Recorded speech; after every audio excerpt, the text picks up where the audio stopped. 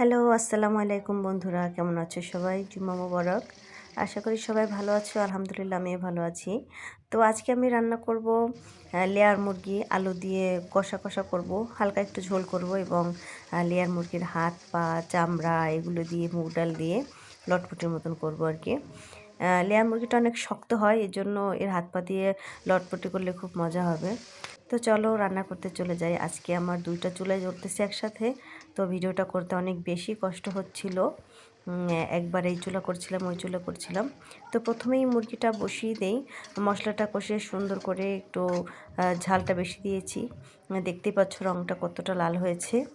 তো এদিকে আবার ডালটা ভাজতে হবে, শুকনো খোলায় ভেজে একটু ব্রাউন কালার আসা পর্যন্ত ভাজতে হবে। এই যে দেখো ব্রাউন কালার চলে এসেছে। এবার আমি আবার দেখো চুলায় চলে গেলাম মাংসের ওখানে যে পুড়ে যায় কিনা, আবার একটু নাড়াচাড়া করে দিলাম। এদিকে আবার ডালটাকে ভাজা হয়ে গেছে, এবার পানির মধ্যে দিয়ে রাখতে হবে কিছুক্ষণ ভিজিয়ে, তারপর এটাকে রান্না করতে হবে। তো এদিকে আবার মাংসেও আমার পানির ঝোলে পানি দেওয়া লাগলো একটু, কারণ পুড়ে যাচ্ছিলো। আজকে হাতটা মানে এদিক ওদিক করতেছিলাম, এত কষ্ট হচ্ছিল। দুইটা চুলা জ্বালায় বেশ ভুল করছি মনে হচ্ছে। এরপর থেকে আর দুইটা চুলা একসঙ্গে ধরাবো না, কারণ অনেক কষ্ট হয়ে যায়। ভিডিও করতে গেলে বেশি কষ্ট হয়ে যায়, নয় তেমনি রান্না করলে খুব একটা কষ্ট হয় না যখন ক্যামেরাটা সরাতে হয়।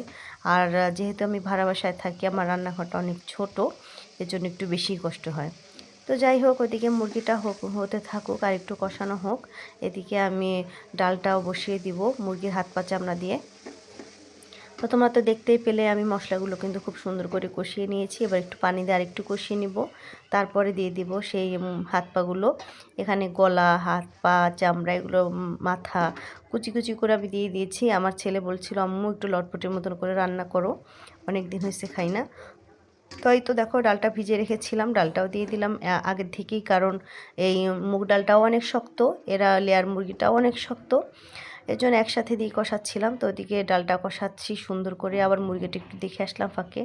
না, সেটা হতে থাকুক ভালো করে। এই যে ডালটা কষানো প্রায় হয়ে এসেছে, এবার আমি দিয়ে দিব সিদ্ধ হওয়া পর্যন্ত পানি, ঝোলের পানি দিয়ে দিলাম। এটা ঘন হয়ে আসলে আমার রান্না কম হয়ে গেছে বুঝতে হবে।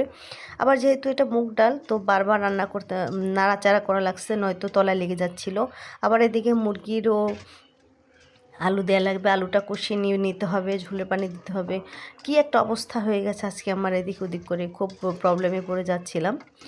তো এটাই, এভাবে সেই ভিডিও আমি আর এভাবে ভিডিও করব না, এপিট করে ভীষণ কষ্ট হয় আমার। তো নিজের একা হাতে ভিডিও করতে হয় এবং রান্নাও করতে হয়।